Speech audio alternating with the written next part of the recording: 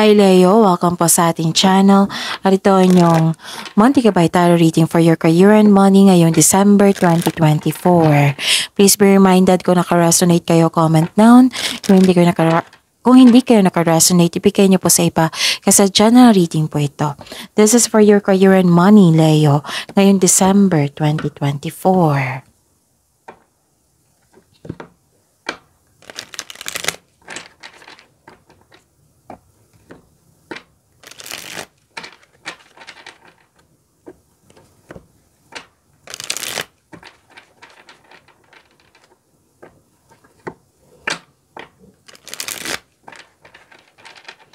Para po ito sa inyo, Leo, ngayong December 2024. Okay. Maraming salamat po sa inyong patuloy na suporta at maraming salamat din po sa mga hindi nag-skip ng ads. Gamitin ang reading na ito bilang gabay lamang sa mga hindi pa nag-subscribe. Subscribe na po kayo at click bell notification para malaman nyo na may bago tayong video.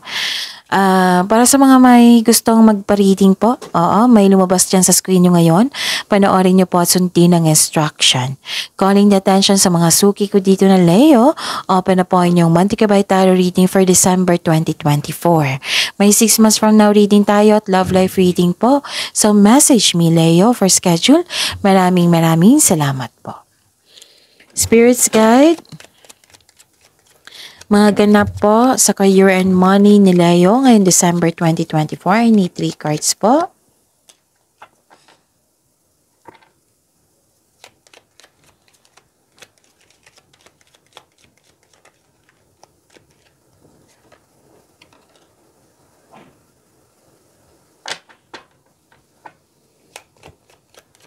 Leo.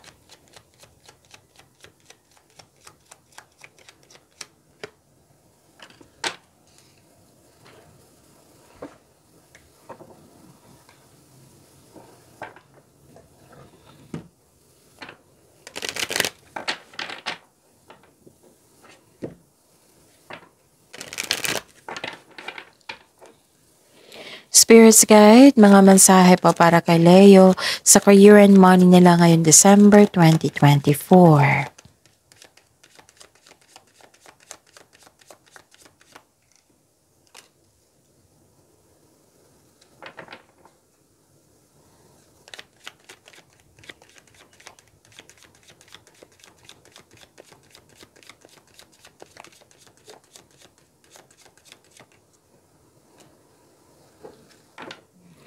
Okay.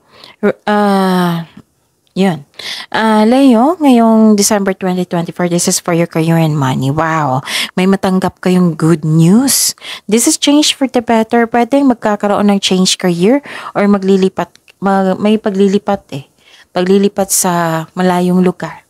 Pwede din na binigyan mo na ng aksyon yung matagal mo ng plano, desisyon, ideas. Nakikita ko rin dito na may kausap ka. Pwedeng mentor mo ito or boss or amo.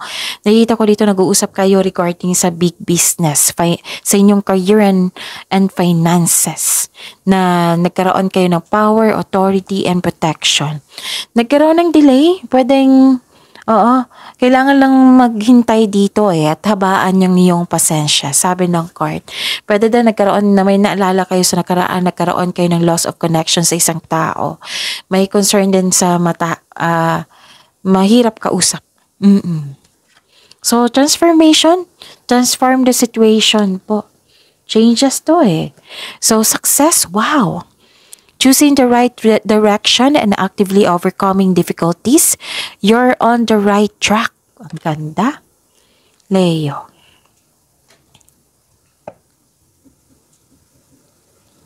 Spirits Guide, ano po yung energy ni Leo ngayong December 2024?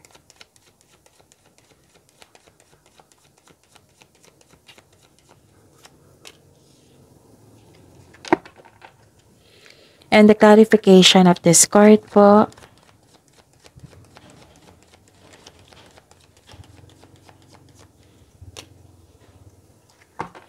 Remember Leo, at the end of the day, alam mo na ikaw lang taong may kakayahan at responsable na gumawa ng sarili mong katotohanan at kinabukasan.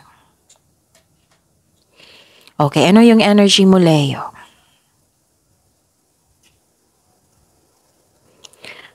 Okay, may chance na babalik yung taong nanloko sa'yo kaya mag-ingat po kayo sa kanya. At kung gagawa kayo ng konkretong plano ngayon or desisyon, siguraduhin karapat-dapat pa. Okay? Wow, kung sa business ito, makabangon kayo ulit from bankruptcy. Okay? Ano pa? Nakita ko dito na nagkaroon po ng unfair treatment. Mag-ingat kayo sa taong may mali at masamang parating sa iyo ha. Tapos pagbalanse din sa oras sa trabaho, pagbalanse sa kaperahan. Kailangan pagbalanse sa yung pagkakaroon ng time for rest. Okay? It might be magiging busy kayo. This card advise you to find your voice and stay strong to your values basta panatilihin mo maging totoo. With the right values, rewards comes. May nakita ko magaganap na signing of contract dito or may positive outcome dyan sa career and money nyo. Okay, may improvement sa inyong kaperahan dito, nakikita ko. Spirits guide,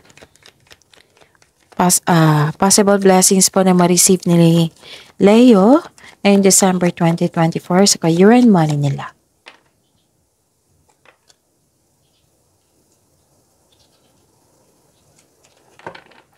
And the clarification of this card po.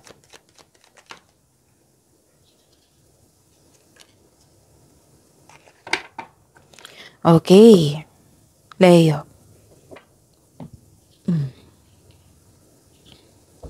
Nakikita ko dito na nagkaroon po ng success, new doors opening. May parating na opportunity. Huwag po daw kayo mag-alinlangan, huwag kayong matakot sa pagbabago. Kasi para to sa kaunlaran mo. Okay? Kung mag-a-apply ka ng trabaho, huwag kayong mag-alinlangan. Ipakita mo sa kanila na available ka. At interested ka sa offered position. May offer dito na business po. Yes, so this is a sign na mag-start ka ng business. Syempre kailangan ng konkretong plano at kailangan handa ka. Huwag niyong madaliin. So it's time to step out from your comfort zone if you're serious about your growth. Marami kayong gawain. Busy kayo, be ready kayo. Ito yung pagiging busy nyo, magbibigay ito ng financial growth sa inyo at career growth. Okay? So, maging handa. Time management ay kailangan para hindi kayo ma-burn out. At nakita ko dito yung movement. Kanina pa to sa inyong oracle card at sa tarot cards nyo. Movement, transition. Isa o maraming alok o ideyang ang darating sa'yo. Dalawang card na nagsabi niyan ha. Super busy nyo ngayon. May parating na exciting new opportunities, financial stability, nagkaroon ng abundance sa kaperahan mo. May parating na blessings na magbibigay saya sa'yo. Maaari din may travel kayo ngayon. Or may bagong tao na magiging inspiration mo. Maaari siya yung magbibigay ng tulong. Okay? Spirits guide, challenges na ma-overcome ni Leo sa career and money nila.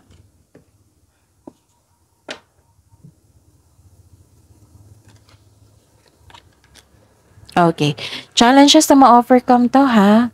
Maraming salamat po sa patuloy na tiwala at suporta sa ating channel. At maraming salamat din po sa mga hindi nag-skip ng ads. Okay, nakikita ko dito na naging impatient ka sa isang sitwasyon o bagay. Wag po daw kayo magmadali, maggawa ng desisyon. The universe is trying to show you something, baka may na-miss kang opportunity. Okay? The wisdom message is use your time wisely. Ma-overcome nyo to ha. Kasi ang tanong, ano yung challenges na ma-overcome? Okay? And nakita ko rin dito na nagkaroon ng hesitation, nagkaroon ng delay, Hmm? Disappointed ka? You felt defeated? You felt disappointed kasi nagkaroon ng delay. Pero then, nagkaroon ka ng hesitation para gawin o gawa ng aksyon ang iyong plano o proyekto. Marahil naghahanap ka ng timing o nabigo ka na noon kaya nagkaroon ka ng hesitation. So this card asks you to be confident. Magkaroon ng mahabang pasensya. Magkaroon ng konkretong plano at alamin mo kung ano yung pumipigil sa'yo. Take risk. We need to move out from our comfort zone. Success starts with every challenge, not from the comfort zone. So yun, pagyamanin niyo yung blessings sa binigay sa inyo, Leo.